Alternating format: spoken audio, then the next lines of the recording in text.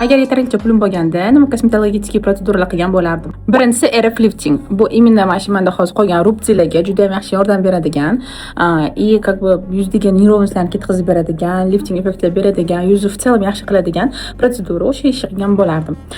Keyingisi Meza или PDRN hozir chiqqan ukol qilgan bo'lardim.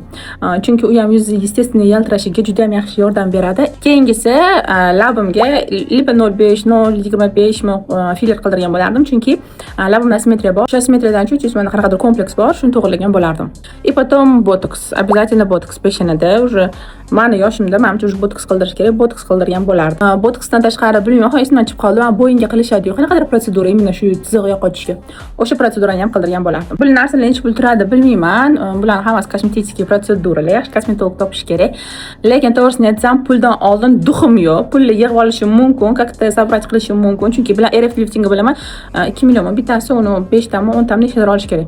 No, ladno pul topsa bo'ladi, lekin men просто bunaqa narsalarga duxim yo'q. Juda ham qo'rqaman, silishkim qo'rqaman. Bu narsani даже videoda ko'rayotganimda ham anaqa qilib ketaman, qo'rqib ketaman. Oddiy ukol qilishayotganimda, oddiy mezadagi ukollarni ko'rayotganimda, labga imенно labga anaqa qilishayotganini ko'rsam, juda ham qo'rqib ketaman bu narsadan, qo'rqaman. Sizlarchi agar pulinglar bo'lsa, juda ham ko'p pulinglar bo'lsa, og'irmasa, nima protsedura qildirgan bo'lardinglar?